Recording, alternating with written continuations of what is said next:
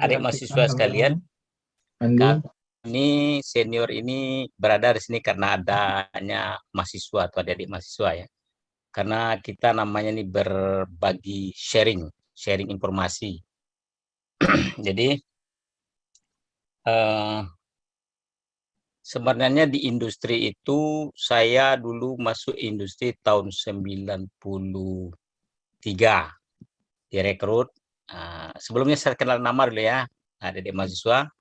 Nama saya Rusdi, BP 86, tamatan 91, jadi 5 tahun.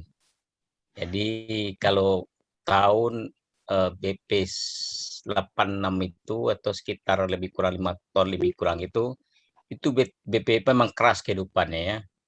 Itu sampai Pak Yadi cerita tuh mau bongkar lacinya apa namanya itu alat itu saking begitu perjuangan. Memang ya, dan itu ini informasi sedikit sama adik-adik mahasiswa ya. Itu IP 2,5 itu hebat sekali. Hebat sekali. Ya, orang dengan 2,2 aja udah mau Tapi ingat daya juang, daya saing, daya kompetisi itu di BP itu yang paling tinggi. Maka pada saat itu adanya industri di Batam itu, maka BP-BP ini banyak sekali yang diterima dan itu fighting mereka. Jadi kalau kami berkelakar sama-sama senior itu, ini perendah ya. Jadi perendah itu rata-rata hebat-hebat. Dan rata-rata yang IP rendah itu mereka fighting di kampus gitu juga, walaupun rendah, tapi di dunia industri mereka banyak yang sukses. Kenapa begitu racikan kampus kita sangat dahsyat sekali ya. Masih ingat Pak Daman Suswanto tuh, wah luar biasa. Dan berapa kawan-kawan kami seperti Maragona loh, almarhum, dan 3 sekolah dipegangnya di Medan. Padahal dia tuh IP-nya 2, aja tuh. Tetapi di lapangan mereka luar biasa. Jadi ketika kami diterima di industri, memang kita pada saat itu melihat industri itu memang sepertinya bagaikan siang dengan malam dengan kampus ketika itu. Karena kita lihat semuanya automatic, semuanya automation pada saat itu. Jadi memang di dalam dunia industri itu memang sempurna apapun mesin, pasti dia perlu dilakukan improvement. Tidak ada yang sempurna. Nah, peluang inilah yang bisa diambil oleh mahasiswa. Peluang ini. Karena jika kita mendapatkan informasi di kampus itu, dari dunia industri itu, oh ini ternyata. Ada kasus saya mau cerita. Ketika saya bekerja di Kyocera itu, dikirim solder yang di solder itu tulis 40 watt 240, dikirim dari Jepang. Solder saja dikirim dari Jepang. Kemudian setelah dicoba di Batam, tidak terjadi kesempurnaan dari penyolderan itu. Itu pun engineer pusing melihatnya. Kok bisa begini? Sampai berapa hari? Dan kadang-kadang ilmu ini sebenarnya ilmu yang sangat sederhana sekali setelah kita lihat. Nah, makanya tadi itu ilmunya ilmu basic aja. Ternyata solder yang 240 watt 240 itu di Batam ketemunya bukan 40 watt. Ini cerita nih, saya ingat nih soal ini di UMPTN pernah soalnya dibahas. Ternyata kan di Batam ini, di Indonesia pada umumnya, tegangan itu kan 220 ketemunya, atau 210. Maka hasil solder yang diharapkan 40 watt tidak akan ketemu. Jadi sebenarnya kan ini dasar, di fisika kita pernah pelajari itu kan. Karena sebuah solder itu akan dapat 40 watt ketika tegangannya 240. Ini kasusnya. Jadi kasus-kasus sederhana, kemudian kalau kita lihat rumusnya sederhana juga. Tetapi di industri jadi masalah besar. Itu kasus pertama ya. Kemudian saya pernah alami juga kasus-kasus mesin, tetapi mekanik yang masalah. Jadi ketika mesin itu berjalan, ada satu mekanik aja slip, maka itu akan susah jalannya. Jadi akan tidak sempurna. Saya ingat itu mesinnya mesin sorting namanya, menggunakan cam mekanik. Jadi ada piring berjalan, kemudian dia mengangkat ketika satu putaran, satu slip saja mekaniknya, sistem udah tidak akan bisa jalan normal. Nah ini kadang-kadang di industri susah juga. Kenapa bisa terjadi gini? Dicek apa-apa, padahal di dalam mekaniknya bermasalah. Nah ini kasus-kasus seperti itu ya. Ini kalau bagian-bagian teknisi senang sekali membahas ini. Kadang-kadang kasus seperti sampai ke Jepang juga tuh. Kok udah bisa-bisa. Telepon ke Jepang udah bisa-bisa. Adalah orang teknisi yang handal, yang berpikiran jernih, yang berpikiran bagus, dia bisa menyelesaikan itu. Tetapi kelemahannya nanti para teknisi itu di pelaporan. Nah, kembali lagi kata Pak Dodi tadi ya, bagaimana melaporkan.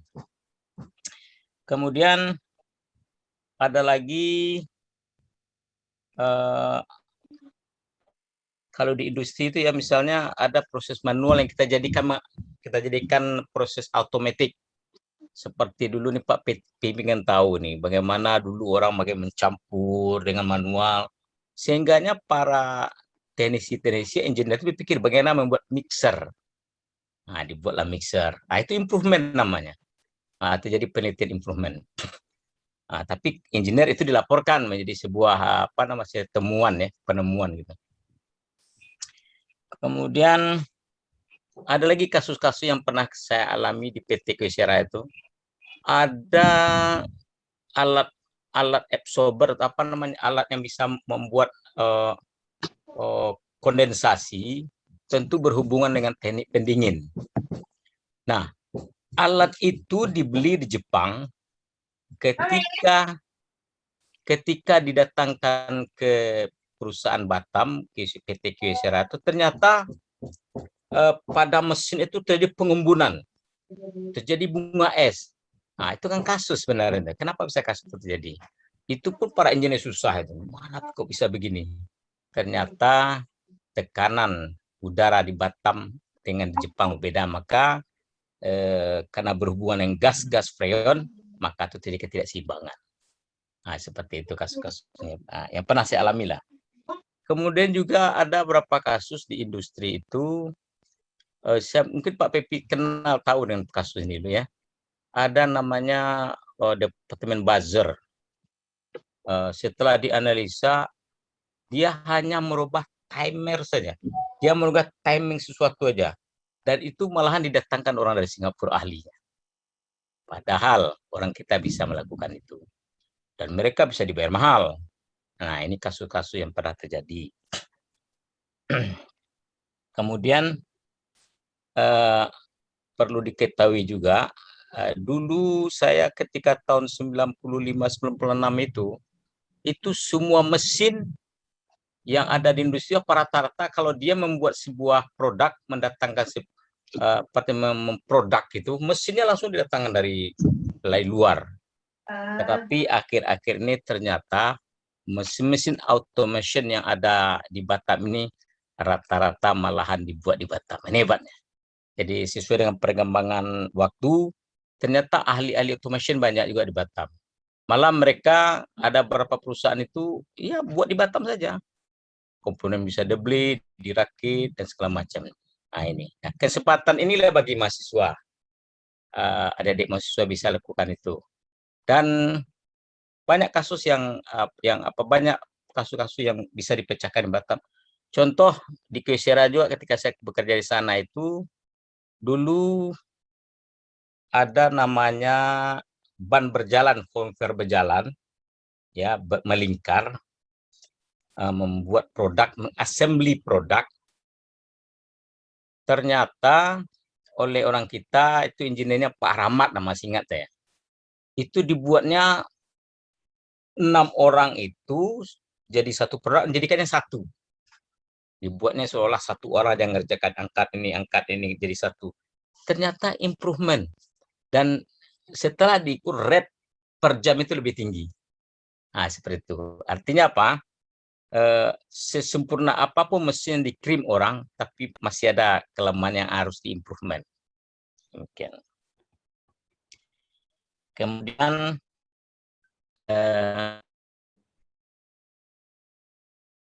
ada beberapa industri pernah memberi masalah, memberi proyek seperti ini proyeknya.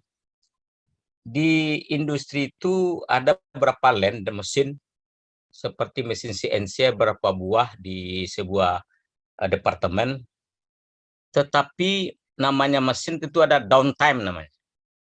Downtime, jadi berapa menit dia tidak bekerja.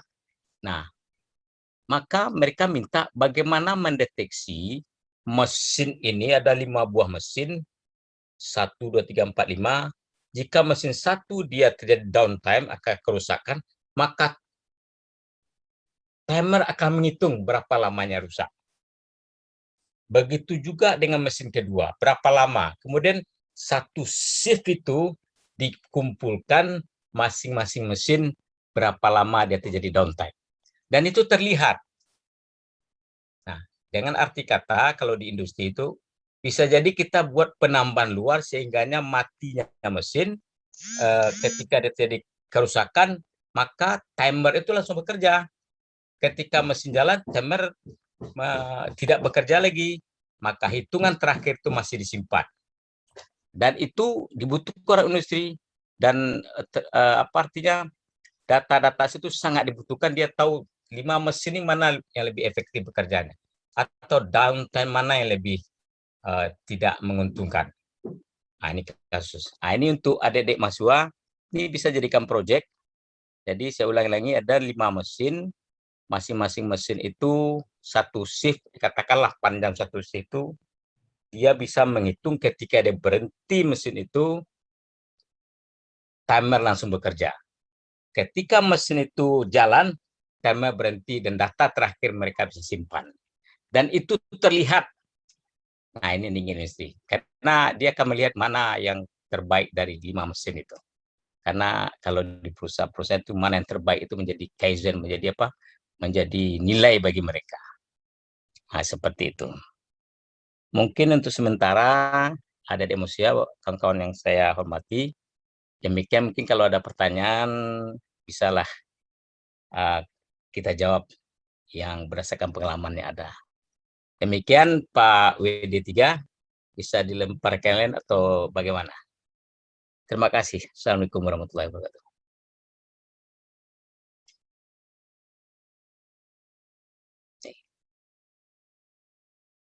Waalaikumsalam warahmatullahi wabarakatuh.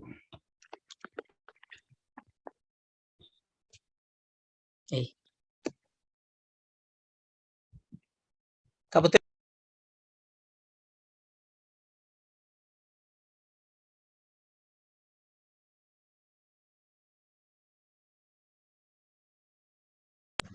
kok enggak bunyi dia nih?